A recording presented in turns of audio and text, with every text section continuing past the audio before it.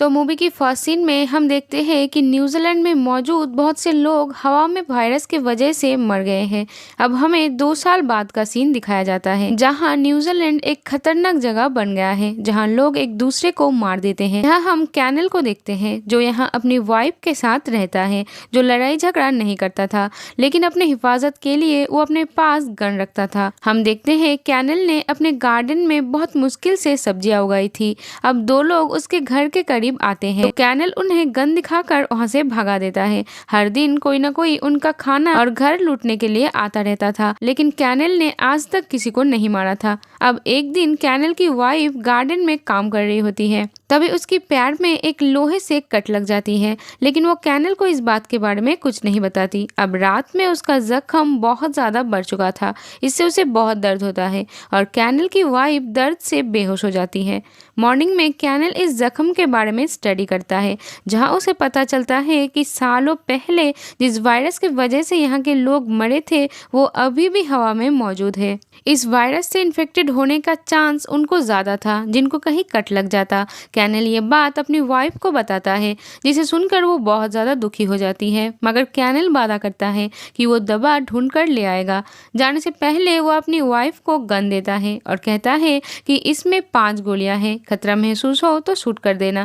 अब कैनल दवा लेने के लिए चला जाता है। अब चलते चलते कैनल एक कैबिन में पहुंचता है। वो इसके बारे में जानता था, बचपन में वो यहाँ आया करता था। कैनल अंदर जाता है, वो यहाँ दवा ढूंढने लगता है। यहाँ उसे कुछ हथियार भी मिलता है कि तभी यहाँ का मालिक आ जाता है। वो कैनल को शूट करने ही वाला था मगर कैनल कहता है कि वो उसे नुकसान पहुंचाने नहीं आया है, वो तो बस अपनी वाइफ के लिए दवा की तलाश कर रहा है। वो बुजुर्ग आदमी पूछता है कि तुम इस जगह के बारे में कैसे जानते हो? तो कैनल कहता है कि बचपन में मैं यहाँ आया करता था, तब ये जगह खाली हुआ करता था। इसी दौरान इस कैबिन पर हमला होता है। वो बूढ़ा आदमी कैनल को एक गन देता है और कहता है कि मेरी मदद करो। बाहर जो लोग हमला कर रहे थे, पहले तो वो लोग घर के अंदर आग फेंकता है और फिर वो लगातार गोलियां चलाने लगता है। वो बूढ़ा आदमी इन लोगों का मुकाबला करता है और कैनल से कहता है कि तुम आग बुझाओ। अब कुछ देर में ही हमला करने वाले यहाँ से चले जाते हैं।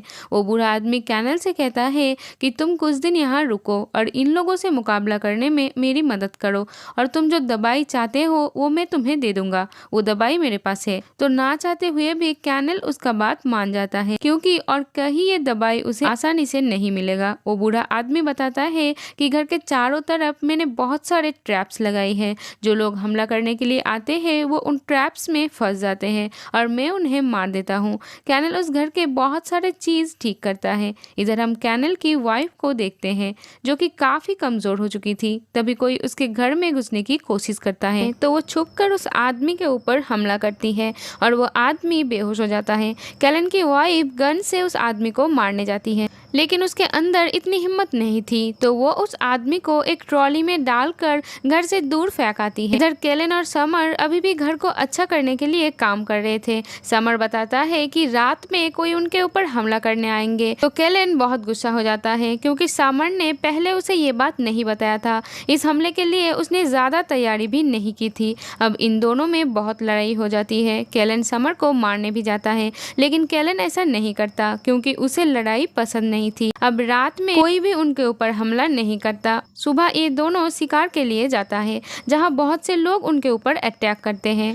अब ये लोग कैलन को मार डालते इससे पहले समर इन लोगों को गोली मार देता है और कैलन से कहता है क्या तुम इन्हें गोली भी नहीं मार सकते हो? हर जगह इतनी अच्छी नहीं होती। अब इनके घर पे ड्रोन से हमला होता है तो समर और कैलन शूट करके ड्रोन्स को तबाह कर देते हैं तो वो हमला करने वाले भी यहाँ से चले जाते हैं। अब हम कैलन की वाइफ को देखते हैं। उसे लगता है कि कोई उसके घर पर है। अब वो चेक करती है तो उसे एक छोटी बच्ची मिलती है जिसकी फैमिली के लोग मर चुके थे और मरने से पहले इस बच्ची की मॉम ने उसे यहाँ का पता बताया था तो वो यहाँ आ गई थी। अब कैलन की वाइफ उसे खाना देती है और उसे घर पर रख लेती है। अब हम एक लेडी को देखते हैं जिसने एक बुरे लोगों के ग्रुप बनाई थी जो मासूम लोगों को लूटता था। इधर कैलन को समर के बेसमेंट से कुछ आवाज आती है तो वो गोली चलाने लगता है तो समर आके उसे रोकता है क्योंकि वो जानता था कि बेसमेंट में कौन है। असल में बेसमेंट में एक बच्चा है जिसे समर एक गुंडे से बचाकर लाया था और वो लोगों से बहुत ज्यादा डरता था,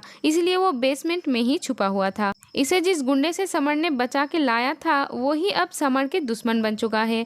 इधर केलन की वाइफ उस छोटी बच्ची के साथ रह रही थी। अब वो बूढ़ा आदमी फिर से उसके घर आ जाता है जिसे पहले बेहोश करके उसने बाहर फेंका था, और इस बार भी वो उसके ऊपर हमला करके उसे घर से बाहर फेंक आती है। वो उसे मारने जाती है लेकिन वो ऐसा नहीं कर पाती, तो वो आदमी कहता है कि तुम मुझे मार दो, नहीं तो मैं बार बार आऊंगा। इधर रात में समर के घर पर भी हमला होता है, जो कि वही आदमी था जिसके बारे में समर ने केलन को बताया था। इससे ही वो उस बच्चे को छुड़ा कर लाया था। हमला करने वाले ये जानते थे कि आसपास बहुत सारे ट्रैप्स लगे हुए हैं, तो वो एक टैंक समर के घर के वहां भेजता है जो उनके घर के ऊपर हमला करता है। समर और केलन इसका मुकाबला करते हैं, लेकिन मौका पाते ही समर का दुश्मन बेसमेंट के अंदर घुस जाता है जहां उसे वो बच्चा भी मिल जाता है। वो उसके मुंह पर पट्टी बांध देता है और उसका हाथ भी बांध देता है और वो घर के अंदर आ जाता है जहाँ पे वो समर को गोली मार देता है और समर जख्मी हो जाता है। अब वो केलन को देखता है और केलन उसे देखकर चौंक जाता है।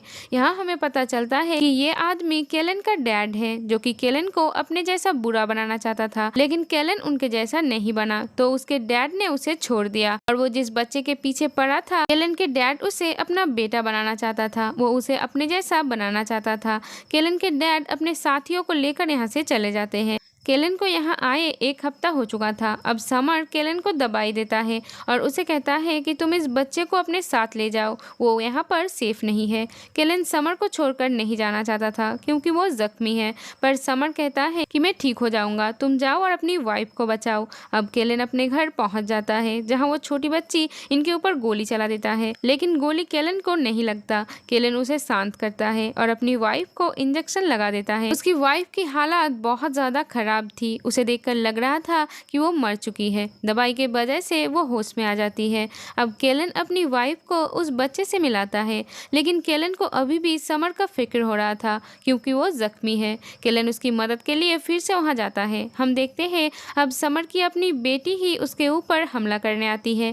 असल में समर ने उसकी वाइफ और बेटी को एक टाइम पर अकेला छोड़ दिया था जब उन्हें उसकी सबसे ज्यादा जरूरत थी। वो इसी चीज का बदला लेने के लिए आई थी, लेकिन अब यहाँ केलन भी मौजूद था, तो इनके बीच बहुत लड़ाई होती है। केलन और समर इनका सामना करता है। यहाँ हम देखते हैं केलन के फादर भी फिर से समर पर हमला करने के लिए आ चुका है। अब केलन अपने डैड को मार देता है और समर अपनी बेटी को बेहोश कर देते हैं और उसके साथ ही उसे यहाँ से ले जाते हैं। और अब समर महफूज था। अब केलन भी अपने घर वापस आ जाते हैं और वो अपने घर के चारों तरफ बहुत सारे ट्रैप्स लगा देता है ताकि कोई उनके घर की तरफ ना आ सके। और इसी के साथ ये मूवी यहीं पर खत्म हो जाती है। Thank you for watching. Bye bye.